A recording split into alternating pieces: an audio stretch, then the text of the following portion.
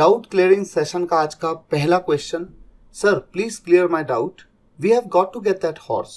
Sir मुझे इसका reason explain कर दो, इसमें गो टू क्यों आया है। गो टू नहीं, आप कहना चाहते हैं इसमें गॉट टू क्यों आया है, ये कंफ्यूजन क्यों हुआ। जैसे मान लीजिए अगर इस सेंटेंस बस इतना होता we have to get that horse, तब तो कोई कंफ्यूजन नहीं है, क्योंकि हम जानते हैं हैव टू का यूज किस लिए होता है, किसी काम को करना है, ये करना पड़ता है। तो वी हैव टू गेट, हमें पाना है या हमें लेना है वो घोड़ा, ठीक है ना। तो सेंटेंस में कंफ्यूजन नहीं होना चाहिए। लेकिन जैसे ही यहां पर गॉट आया, आपको कंफ्यूजन हो गया कि इसका मतलब क्या निकल रहा है। अब इस बात को समझने के लिए आपको छोटा सा एक एग्जांपल देता हूं। जैसे मान लीजिए मुझे कहना है मेरे पास एक कार है, तो मैं क्या कहता हूं, आई हैव अ कार। ये बात हम सब जानते हैं, बहुत सिंपल है। इस बात को कहने का दो और तरीके हैं, और वो एडवांस तरीके हैं। क्या? पहला तरीका, हैव के आगे गॉट लगा दो, आई हैव गॉट अ कार। ये तरीका, आई have got a car, mostly इस तरह से बोला जाता है जब एडवांस स्पीकर्स बोलते हैं। दूसरा, इससे भी एडवांस एक और तरीका है, हैव को ही हटा दो, हैव की जगह पे एक तरह से आपने सीधा गॉट यूज कर लिया, आई गॉट अ कार। जैसे मेरे पास एक कार है, आई गॉट अ कार, इस तरह से। ये बात मैंने आपको कहां पर बताई थी, चलिए नोट्स पे चलते हैं। ये देखिए डे 34 के नोट्स में अगर आप देखेंगे तो उस डे में हमने इस बात को पढ़ा है, और यहां पर देखिए इंपॉर्टेंट कॉन्सेप्ट ये नोट्स में लिखे भी हुए हैं। एक बार पढ़ लेते हैं। हम हैज हैव के साथ टू जो हम यूज करते हैं, हैज टू या हैव टू की बजाय हैज हैव के साथ में गॉट टू या केवल गॉट टू का भी प्रयोग कर सकते हैं। इससे अर्थ में परिवर्तन नहीं होता, मीनिंग नहीं बदलता है। मुझे वहां जाना पड़ता है या मुझे वहां जाना है, आप तो जानते हैं मुझे वहां जाना है या मुझे वहां जाना पड़ता है, किसी काम को करना है या करना पड़ता है, दोनों केस में आप हैज टू हैव टू का यूज करते हैं। तो मुझे वहां जाना पड़ता है, I have to go there. Have की जगह पे आप हैव के साथ में आप सीधा गॉट का भी यूज कर सकते हैं, I have got to go there, या फिर I got to go there, have की जगह पे गॉट, ठीक है। और मैं आपको ये भी बता दूं, कॉन्ट्रैक्शंस के लेसन में, स्लैंग्स के कॉन्ट्रैक्शंस में भी आपने ये देखा था कि गॉट टू की जगह पे आप एक वर्ड यूज करते हैं गोटा, ये इसका कॉन्ट्रैक्शन है। I got a go there, GOTTA, gotta, I got a go there. जैसे लेट मी का लेमी, वैसे ही गॉट टू का गोटा। तो यहां पर एक चीज हमें क्लियर हो गई है कि we have got to get that horse, इसका मतलब वही है जो we have to get that horse का मतलब है। यानी गॉट का यूज यहां पर सिर्फ एडवांस इंग्लिश में इस तरह से किया जाता है। आप गॉट को, हैव को हटा भी सकते हैं, आप कह सकते हैं we got to get that horse, मतलब बिल्कुल सेम निकलेगा, ठीक है। तो ये रीजन है कि यहां पर क्यों आया। और दूसरा, if you have 2 pizzas, how much time will you take to eat them. Second sentence में आपको बताना है क्या ये सही है या नहीं, इस sentence is the sentence correct और नॉट। बिल्कुल सही है सेंटेंस, यहां पर बस आप क्वेश्चन मार्क लगा दीजिए। हो सकता है आपको ये कंफ्यूजन इसलिए हो रहा हो क्योंकि यहां पर लिखा है how much time will you take to eat them.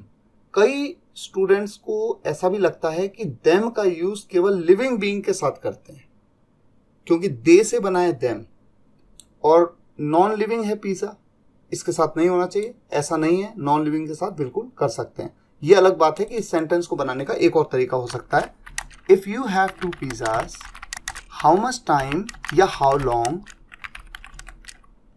Will it take you to eat them. देखिए, if you have 2 pizzas, how long will it take you to eat them. How long, ये आपका WH family member, उसके बाद में ये आ गई आपकी helping verb, उसके बाद में ये आपका सब्जेक्ट।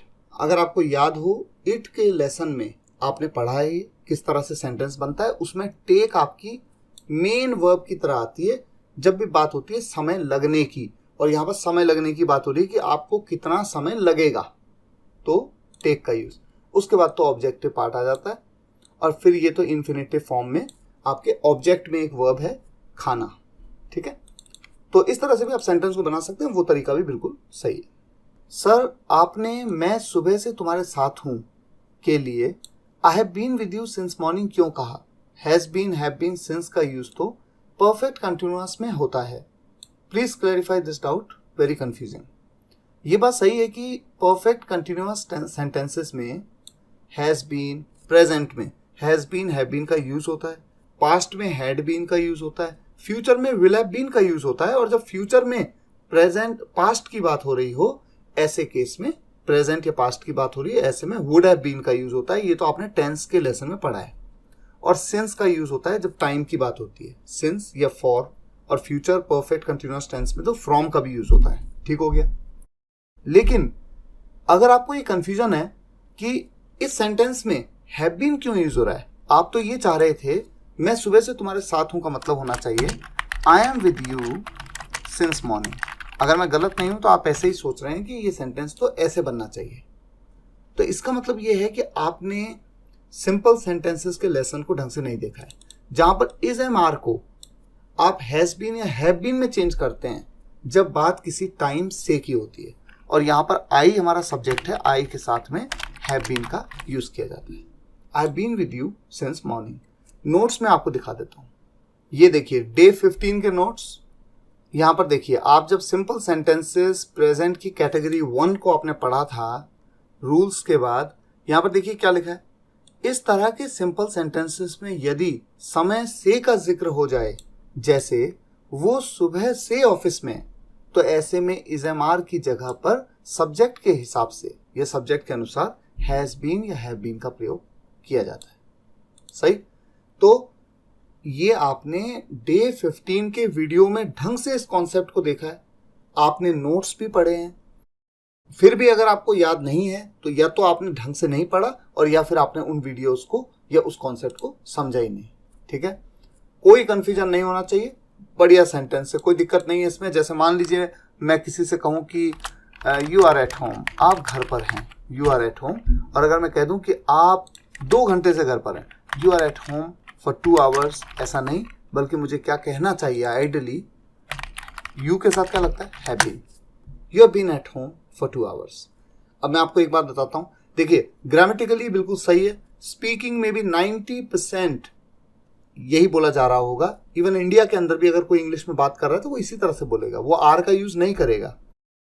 और जो इंग्लिश नेटिव हैं वो तो जनरली इसको ऐसे ही बोलते हैं, वो कभी आर का यूज यहाँ पर करेंगे ही नहीं। लेकिन मैं आपसे ये कहूंगा कि अगर आप शुरुआत में हैं इंग्लिश के, आप कर भी लें तो कोई बात नहीं, समझ में आ जाएगा। लेकिन आपको ये समझना होगा कि जब भी टाइम से की बात आ जाती है, ऐसे में हमेशा सिंपल सेंटेंसेस में भी आप देखेंगे प्रेजेंट में is am are has been have been में चेंज होता है, पास्ट में वॉज वर हैड बीन में चेंज होता है। ये हमेशा आपको रूल ध्यान रखना है। और एक एक वीडियो को आप ध्यान से देखिए भी, नोट्स को भी ध्यान से पढ़िए। नेक्स्ट डाउट, आपका भाई ऑफिस में है और ऑफिस में आपका भाई है, दोनों अलग अलग चीजें हैं। ऑफिस में आपका भाई का इंग्लिश है जिसमें देयर है मैम। देखिए इन्होंने कहां से लिया है ये देखिए 468 पेज में आपको ये कौन सा डे का वीडियो था, डे 55।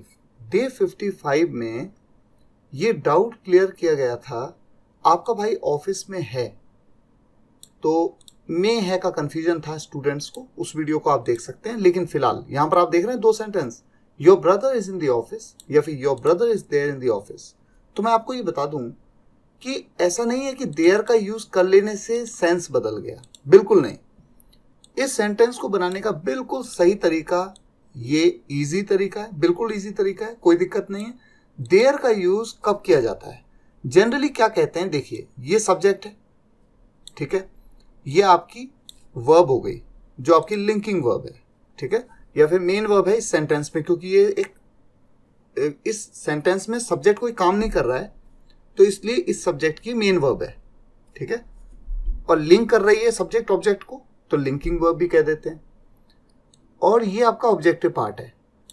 जब भी ऑब्जेक्टिव पार्ट की शुरुआत किसी प्रेपोजिशन से होती है, ये बात आप ऑलरेडी प्रेपोजिशंस में भी पढ़ चुके हैं, जब प्रेपोजिशन से होती है ऑब्जेक्टिव पार्ट की शुरुआत, तो उससे तुरंत पहले देयर का यूज करना बहुत ज्यादा कॉमन है।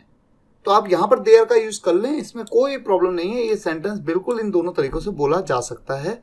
हाँ, एक चीज बड़ी इंटरेस्टिंग है इन सेंटेंसेस में, देखिए सेंटेंस को बोलने के तरीके से बड़ा फर्क पड़ जाता है। जैसे फॉर एग्जाम्पल एक सीधी सी बात कही गई, आपका भाई ऑफिस में है, तो इस बात को कहने का तो एक सीधा सा तरीका है, your brother is in the office, ठीक है, ये तो सीधा तरीका है। और मैंने ये भी कह दिया कि आप देयर का यूज कर सकते हैं क्योंकि ऑब्जेक्टिव पार्ट की शुरुआत एक प्रेपोजिशन से हो रही है। और ये जो जैसे मैं कहता हूं ऑफिस में आपका भाई है, देखिए बोलने के ऊपर भी है। अब मैं ये पहला वाला सेंटेंस जो है आपका भाई ऑफिस में है, एक तरीका तो ये बोलने का। एक है आपका भाई ऑफिस में है, मतलब किसी ने कहा कौन है वो जो ऑफिस में हल्ला गुल्ला कर रहा है, कौन है वो, कोई लड़का आया हुआ है, कौन है वो, मान लीजिए इस तरह से कहा। और तब मैं कहता हूं या कोई मुझसे कह रहा है आपका भाई ऑफिस में है, तो कोई और नहीं बल्कि आपका भाई है। तो जब आपके भाई पे जोर दिया, और इस सेंटेंस में भी ऐसा हो सकता है जैसे ऑफिस में आपका भाई है ना, तो आपके भाई पे जोर दिया। ऐसे में थोड़ा सा इसको बनाने का तरीका थोड़ा सा डिफरेंट इस तरह से भी हो सकता है, it's your brother in the office, it's your brother in the office. तो मैं समझता हूं कि आप जो कह रहे हैं कि आपका भाई ऑफिस में है, ऑफिस में आपका भाई है, देखिए बोलने की बात है। बोलने में तो मैं ऐसे भी कह दूं ऑफिस में है आपका भाई, तब भी तो मैं ऐसे ही बना लूंगा your brother is in the office. Office में आपका भाई, your brother is in the office, क्या दिक्कत है इसमें? तो वर्ड्स को इधर उधर कर देने से बात नहीं है, बात है बोलने के अंदाज से। हाँ, अंदाज अगर बदला तो सेंटेंस बदल सकता है, ठीक है। Next doubt, I am happy that I have a good job, I am happy to have a good job, I am happy for having a good job. ये तीनों सेंटेंसेस तो बिल्कुल करेक्ट हैं, देखो टिक लगा हुआ है, ठीक है। क्या इस सेंटेंस को हम ऐसे भी बना सकते हैं, I am happy to be having a good job, यानी कि टू हैव की जगह पे टू बी हैविंग कर दिया। कैसे बना सकते हैं? बिल्कुल बना सकते हैं। ये बात मैंने आपको हैविंग के लेसन में बताई थी, नोट्स में देख लेते हैं। ये देखिए डे 61 के नोट्स, आपने यहाँ पर हैव हैविंग का प्रयोग सीखा था। जैसे टू बी हैविंग कहाँ पर यूज करना है, must be having, should be having, किसका यूज करना है, कैसे करना है, वीडियो में आपने सब देखा था, नोट्स में भी आपने पढ़ा है। और एक एक चीज को बारीकी से समझाया गया। मॉडल वर्ब्स के वाक्यों को हैविंग के साथ कैसे बना पाते हैं आप, कैसे बना सकते हैं, ये सब बातें आपने सीखी हुई हैं, ठीक है ना। हैविंग के साथ में वर्ब की थर्ड फॉर्म हैव को बी हैविंग में चेंज करना, ये देखिए इस तरह से सेंटेंसेस, ठीक है ना। तो ये सब आपने देखा है। तो फिलहाल ये सेंटेंस आप बिल्कुल ऐसे बना सकते हैं, I am happy to be having a good job. अच्छा, एक एग्जांपल आपको देता हूं। जैसे मान लीजिए मैं कहता हूं आई एम एंग्री दैट, चलो अच्छा आई की जगह एक काम करते हैं, आई एम एंग्री नहीं, ही इज एंग्री कर। ही इज एंग्री, वो गुस्सा है, नाराज है। He is angry that he has no other option, ठीक हो गया। वो नाराज है कि उसके पास कोई दूसरा ऑप्शन नहीं है। अब सब्जेक्ट देखिए, इस दैट के बाद वाले क्लॉज का भी सब्जेक्ट ही है, शुरुआत का भी ही है, ठीक है। तो यहां पर एंग्री के बाद ये क्या कर देंगे, हम इसको कर देते हैं to have. He is angry to have no other option, ठीक है। अच्छा, he is angry to be having no other option, be के साथ बिल्कुल आप यूज कर सकते हैं। और या फिर टू हैव की जगह पे फॉर हैविंग आप कह सकते हैं, he is angry for having no other option. तो ये सभी सेंटेंसेस चारों तरीके से अगर आप बनाएं, चारों तरीके बिल्कुल सही हैं, ठीक है। तो ये डाउट भी आपका, मुझे नहीं लगता कि इसमें कोई कंफ्यूजन होना चाहिए। फिलहाल आज के लिए यहीं तक, क्योंकि डाउट्स तो बहुत सारे रहते हैं और आपको थोड़ा थोड़ा करके क्लियर करने होते हैं। नोट्स को ढंग से पढ़ा करिए। हर डे की वीडियो देखने के बाद उसके नोट्स को जरूर पढ़िए, क्योंकि बिना नोट्स को पढ़े, उसकी प्रैक्टिस किए, क्विज अटेम्प्ट किए, आप उसमें एक्सपर्ट नहीं हो पाएंगे। एक्सपर्ट होने के लिए जरूर पढ़िए आप नोट्स को, और वीडियो को ध्यान से देखा करिए, पूरा देखा करिए, बिल्कुल छोड़ा मत करिए। फिलहाल आज के लिए यहीं तक। मुझे उम्मीद है आपको ये वीडियो लेक्चर पसंद आया होगा, आपके कुछ तो डाउट्स क्लियर हुए होंगे। मिलते हैं नेक्स्ट वीडियो लेक्चर में, तब तक के लिए टेक केयर, गुड बाय।